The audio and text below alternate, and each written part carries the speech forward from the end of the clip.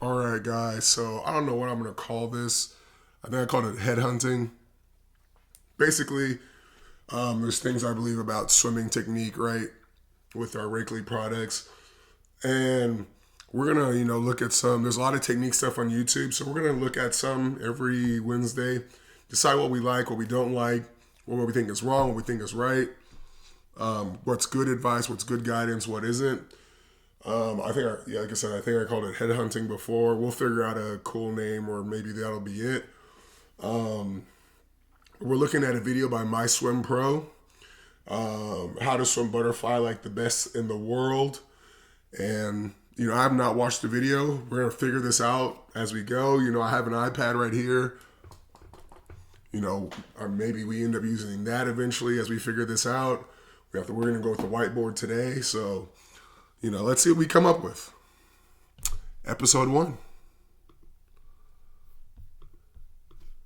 Earth do these swimmers make it look so effortless? In this video, we're diving deep into the butterfly technique of some of the fastest swimmers on the planet. We'll slow things down, break down their strokes, and find out exactly what makes them so good at it. Whether you're a beginner or advanced swimmer, I'm sure you'll learn something you can apply to your stroke. So let's dive in.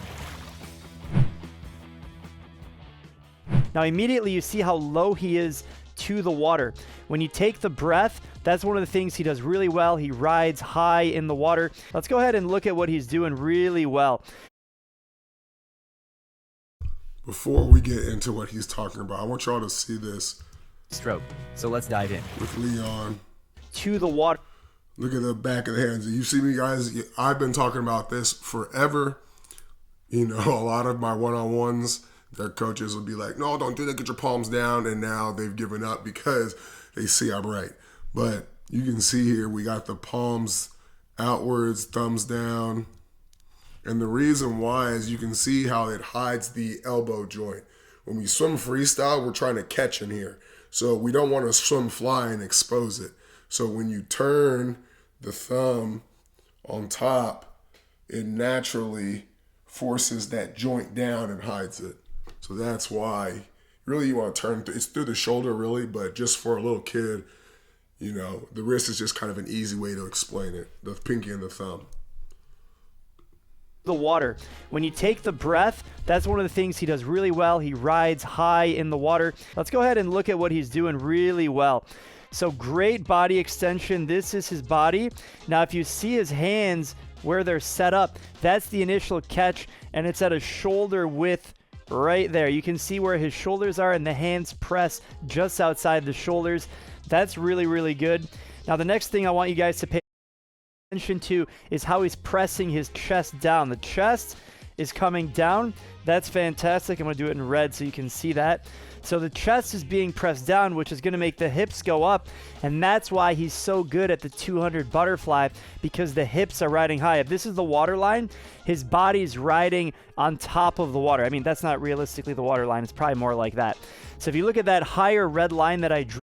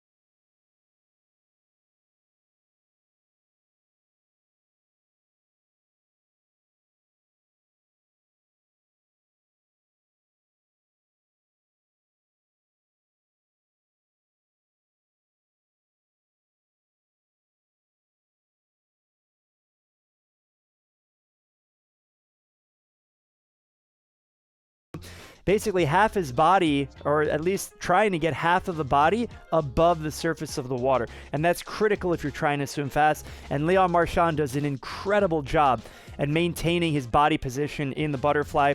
We saw it above the water, how he breathes. Wow, right there, you can see where his eyes are. And the water line's here, and his chin is right above the line. If you notice how his hand... Another thing that's really important, God, I hope it recorded that. Sorry if it didn't, guys. Is I want to say this. The shoulder's ability to, and usually this is achieved through an out sweep, that we don't want an out sweep. We want to enter right into our chest press. But when you out sweep, the shoulder is allowed to round behind the headline, right? Close, I out sweep, boom, now I can press my chest through. Sorry about the pits, guys. And then get into my pull.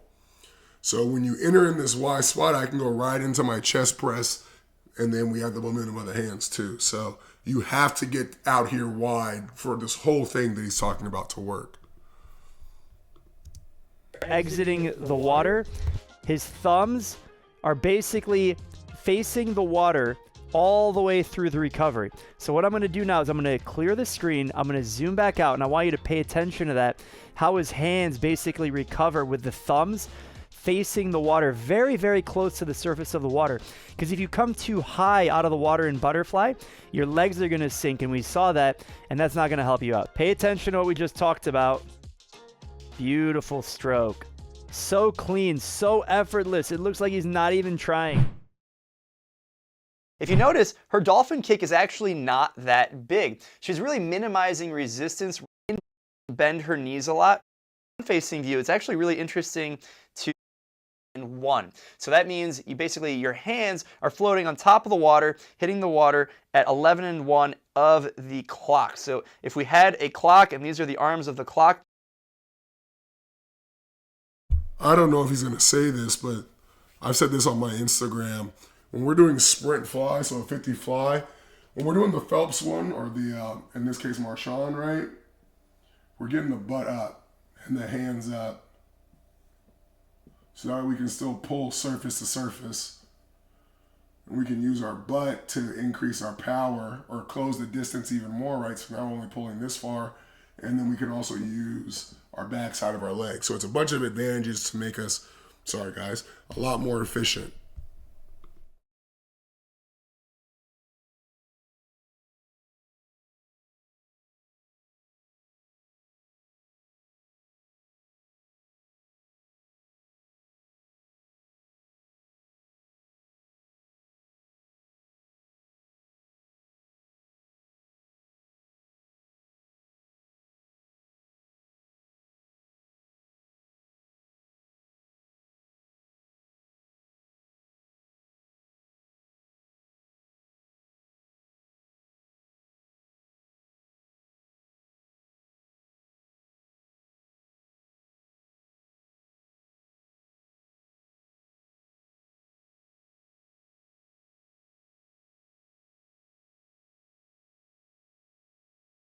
Little arrows, right? So you can see right there how her back is exposed, which means her back is on the surface and her hands are in the water underneath that back line, which it means there has to be some type of incline because her hips are underwater too.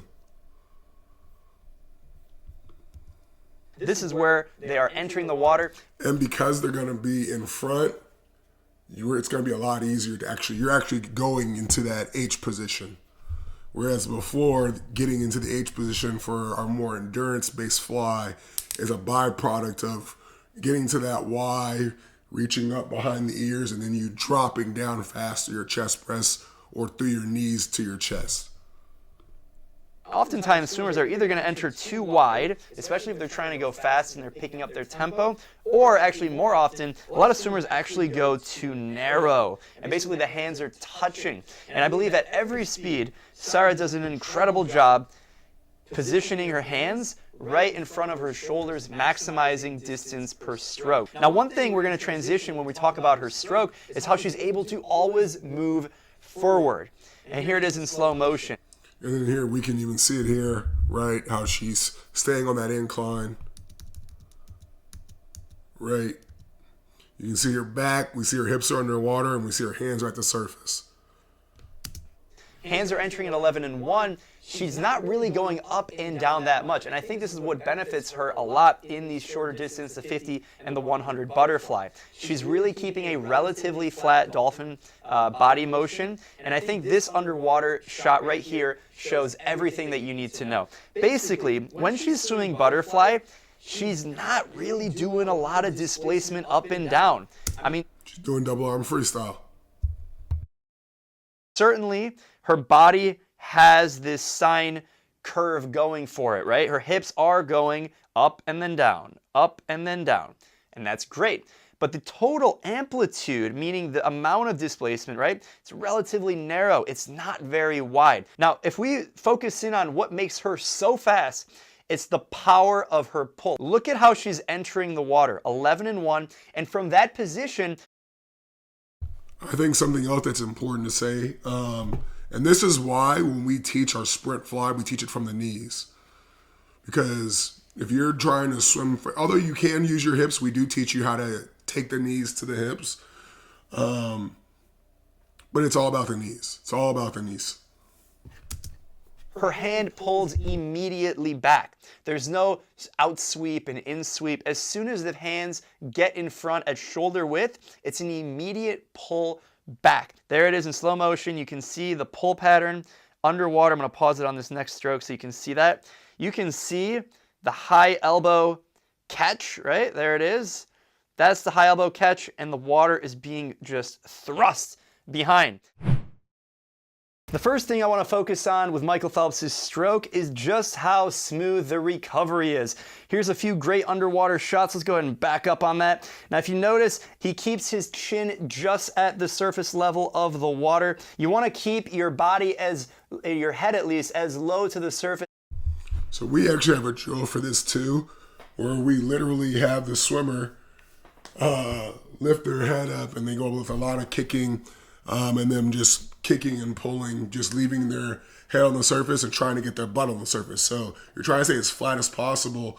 And so him and Marshawn and Milok all have the same skeleton of butterfly. That's why they're all elite, like not just elite, but like outclassing others elite butterflyers. Now, if you're able to do this breathing flat and you get your butt up, so you're low drag and you get your butt up and you connect it all to the hips when you pull and the up kick, that's why they're so far ahead. They're making no drag. They're getting way more power at the same time.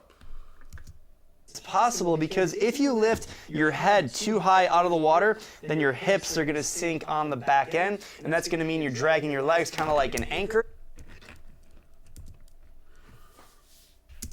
Then your hip. So here we have a really good example of what the bad breathing looks like. But another thing that creates bad breathing is swimming looking down.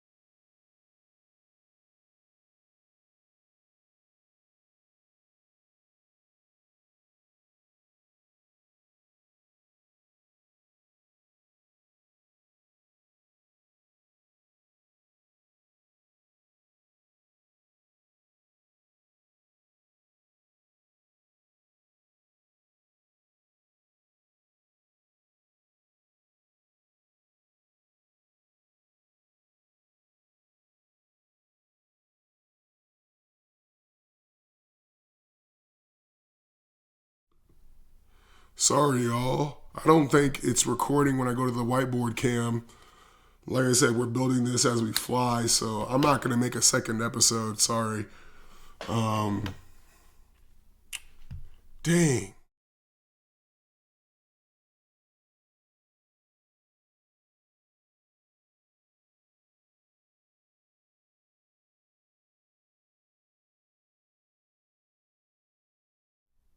What about now? That's weird. Okay, well, hopefully it's recording now if it wasn't before. But that's annoying. You're going to sink on the back end, and that's going to mean you're dragging your legs kind of like an anchor, and it's going to make you swim really slow. So Michael is... Basically, real quick, just so we're... Oh, yeah.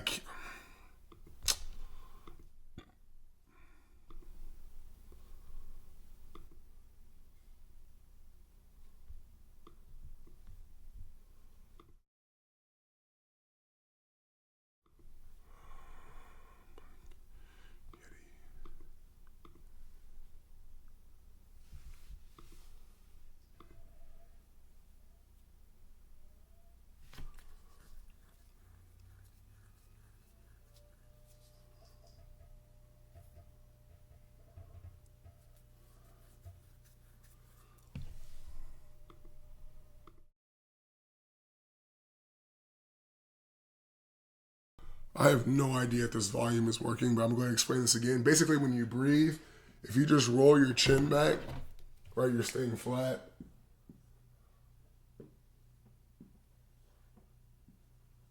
You're going to be able to breathe. Right? Now, when you keep your eyes down, you have to change the whole body angle so you can get space for your mouth to breathe, and now you're in trouble. So basically, people who say breathe looking down, some of the worst advice you can get in swimming.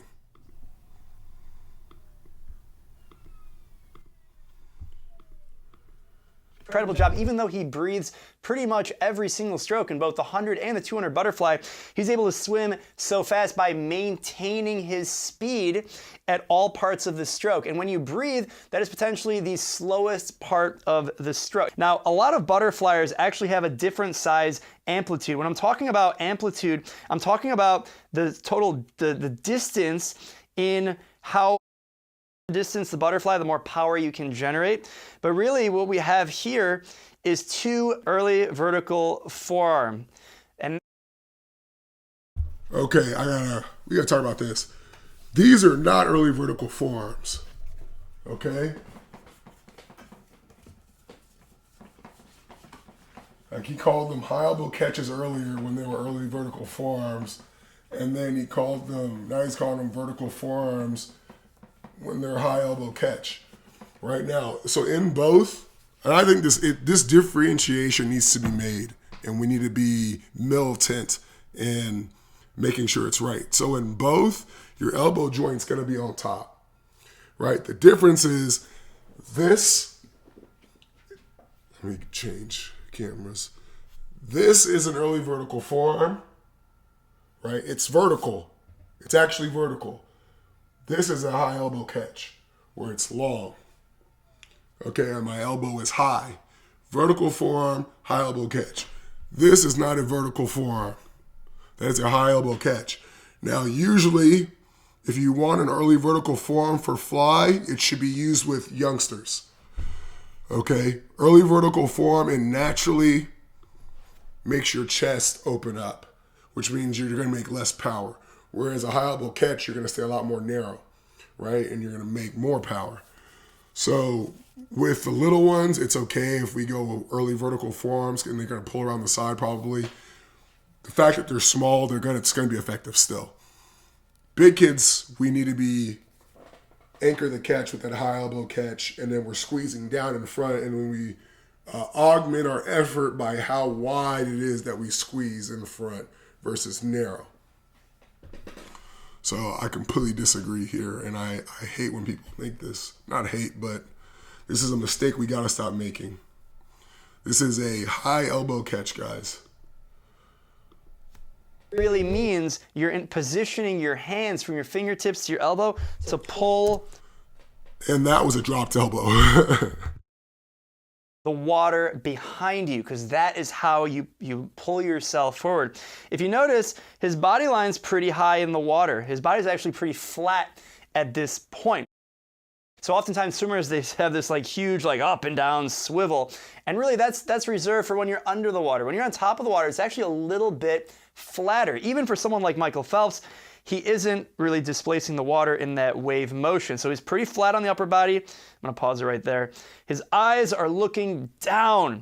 And at this point, if you start to notice, that is his body position. So what happened to his legs? His legs are sinking a little bit. His butt is no longer at the surface of the water. Right? I'll draw the surface of the water. That is the surface of the water, and there's a gap between his butt, which means he's displacing more water. Now that's actually not that bad of a thing, because look what happens next. His eyes and his chest are gonna press down.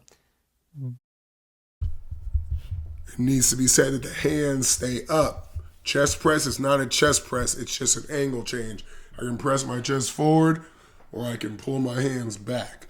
A big reason why these guys, Phelps, Milok, and Marchand, are such elite butterfliers is because they reach up and they stay as they go down, right? Because think about it, right? If they went down from this position, their hands would just come down with them. So they have to reach the opposite direction as they go down. So they're reaching back, really, and that's why I say it's an angle change more than it is anything else. Well, it's not anything else. You have to angle change to keep those hands up in the air, so that way the butt is only so far you can go, and then your butt pulls the rest of the body down. And that's how you end up with soft hands, because you decelerate the hand from going in the water by pulling it away.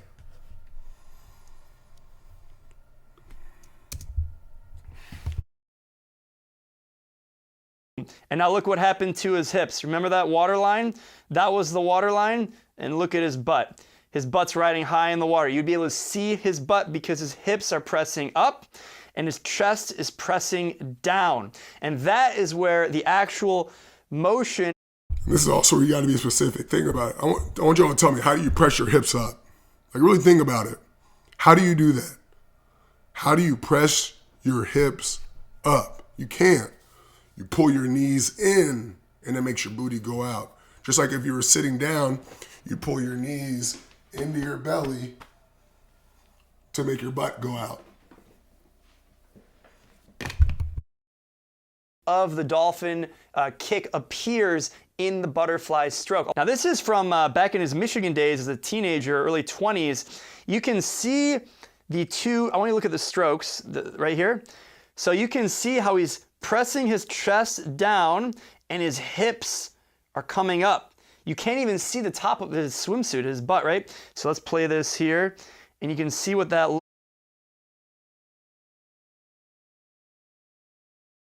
This is the number one sign you know it's a high elbow catch and not a vertical forearm.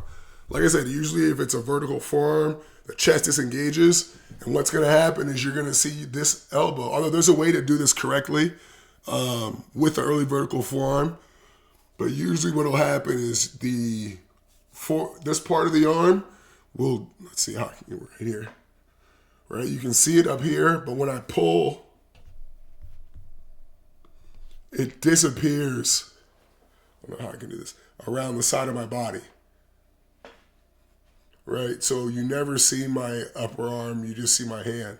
Now, when we have an early vertical forearm, that means it's usually going down, because if you go to the side of my body, I'm gonna end up with a long arm sweeping like in this T shape, which means I'm pushing myself sideways. Whereas when we look at Phelps, if you can see that elbow in front of the chest still, like even if I'm way out here wide, you're still gonna see it in front of my chest and wide, right? That's how you know it's a high elbow catch and not an early vertical forearm.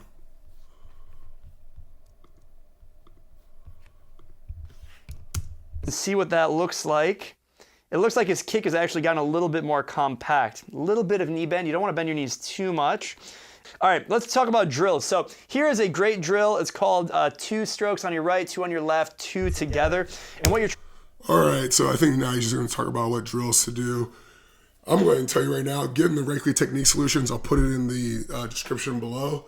Probably going to launch a New Year's special, thinking about it. Like, I don't know how much off or whatever, but yeah, that's just some things. You know, I think it was a pretty good, how do I say this? Pretty good fundamental eye. But like the high elbow catch and early vertical forearm, I think that's where you gotta be able to make those differentials and understand why they're there, right? High elbow catch, like I said, usually it goes around the side, or early vertical forearm usually goes around the side because just how the shoulder works. You know, it's like if you do a power vertical forearm, you're gonna end up actually crossing them in front to make sure the bicep stays. Which when I'm on my side, a little bit, right, if I'm here, boom, I'm gonna have to be there to make sure I don't lose this, the same way I would with a high elbow catch. Whereas with the early vertical forearm, I'm gonna be, boom, chest is totally open. Instead of here, boom, chest is closed, where I can make power. And like I said, that's, when you do the high elbow catch, you're gonna end up in front of the chest because you're making power. Whereas vertical forearm, you're going to end up around the side. That arm disappears a lot. And Phelps' upper arm does not disappear. So it's definitely not a high elbow catch or early vertical forearm. Jeez. So anyway, I hope y'all enjoyed this. We're going to figure out the best way to do this as we go. Thanks for hanging out. Make sure you hit that noti bell, like, subscribe, so that way we can help push this in the algorithm. And I hope you learned something today. You know, let us know in the comments what you thought about this fly content. If you learned something new based off of, you know, kind of what we teach you in Rakeley versus what I'd say are more common butterfly skills. Let us know in the comments, guys. Once again, thanks for hanging out. Peace.